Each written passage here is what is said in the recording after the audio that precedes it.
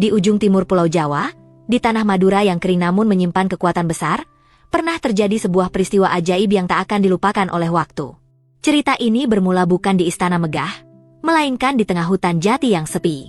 Di sanalah Empu Keleng, seorang pandai besi yang rendah hati, menemukan sesosok bayi mungil tergeletak sendirian. Anehnya, bayi itu tidak menangis ketakutan.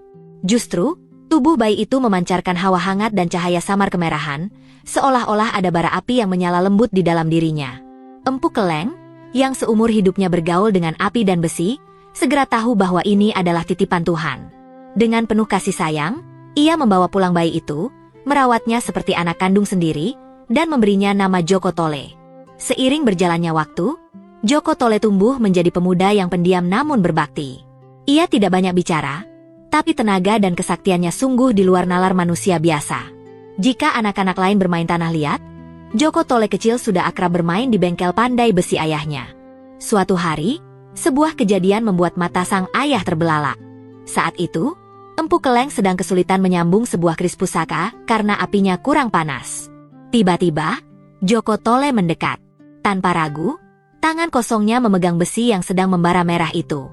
Bukannya melepuh, jari-jari Joko Tole justru bergerak lincah, memijat besi panas itu seolah sedang memijat adonan kue yang lunak. Dari pusarnya, keluar hawa panas yang menyatukan logam itu dengan sempurna. Sejak saat itu, tersiarlah kabar ke seluruh pelosok desa bahwa anak angkat Empu Keleng bukanlah orang sembarangan.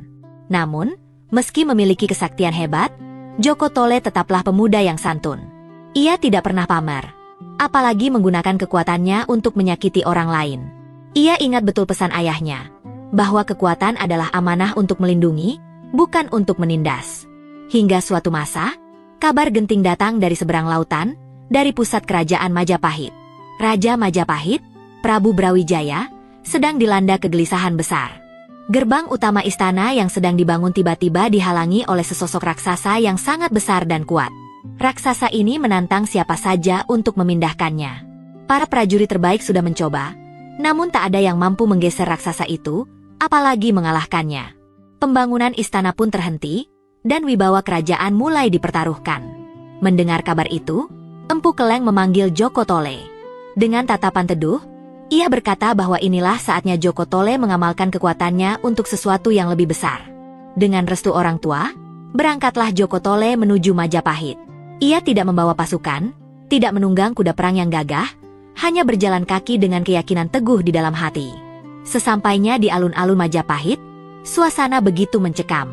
Raksasa itu duduk menghadang jalan, tertawa meremehkan para ksatria yang ketakutan melihat gada besinya yang sebesar pohon kelapa. Joko Tole melangkah maju membelah kerumunan. Penampilannya yang sederhana sempat membuat orang-orang ragu. Bagaimana mungkin pemuda kurus dari desa bisa melawan makhluk sebesar bukit itu? Namun, ketenangan Joko Tole justru membuat sang raksasa terdiam sejenak. Tanpa banyak bicara, pertarungan pun dimulai. Raksasa itu mengayunkan gadanya dengan kekuatan penuh ke arah Joko Tole. Angin berdesing mengerikan. Semua orang menutup mata, tak tega melihat apa yang akan terjadi. Tapi, suara benturan keras yang terdengar bukanlah suara tulang yang patah, melainkan suara logam beradu. Tangan Joko Tole menahan gada raksasa itu. Kakinya menancap kuat ke tanah, tak bergeser sedikit pun. Perlahan, wajah Joko Tole memerah, hawa panas dari tubuhnya mengalir ke tangannya, lalu merambat ke gada besi yang dipegang sang raksasa. Dalam hitungan detik, besi tebal itu membara, menjadi lunak, dan mulai meleleh. Raksasa itu kaget bukan kepalang. Tangannya kepanasan memegang senjatanya sendiri yang kini bengkok tak berdaya di tangan pemuda itu. Belum sempat raksasa itu pulih dari rasa kagetnya, Joko Tole menatap matanya dengan tajam. Sebuah tatapan yang penuh wibawa, bukan kebencian. Raksasa itu sadar, ia tidak sedang berhadapan dengan manusia biasa, melainkan dengan kekuatan alam yang tak mungkin ia lawan. Nyalinya ciut seketika. Tanpa perlu dipukul jatuh, raksasa itu akhirnya menunduk, mengakui kekalahan, dan pergi meninggalkan gerbang Majapahit untuk selamanya. Sorak-sorai membahana memenuhi angkasa Majapahit. Prabu Brawijaya turun dari singgasananya, takjub melihat kehebatan pemuda itu. Sang raja berniat memberikan hadiah besar, pangkat, dan harta melimpah. Bahkan, Prabu Brawijaya mulai menyadari kemiripan wajah Joko Tole dengan garis keturunannya yang hilang. Namun, disinilah letak kebesaran hati Joko Tole yang sesungguhnya. Ia menolak dengan halus semua kemewahan itu. Baginya, tugas sudah selesai. Ia rindu pada bengkel pandai besinya yang sederhana. Ia rindu pada empu keleng yang menunggunya di rumah. Joko Tole memilih pamit undur diri, kembali ke Madura untuk melanjutkan hidup sebagai pandai besi dan merawat orang tuanya di masa tua. Kisah Joko Tole ini mengajarkan kita sebuah pelajaran berharga yang tetap relevan hingga hari ini. Bahwa pahlawan sejati tidak selalu mereka yang duduk di kursi kekuasaan atau memakai pakaian mewah. Pahlawan sejati adalah mereka yang memiliki kemampuan hebat, namun tetap rendah hati.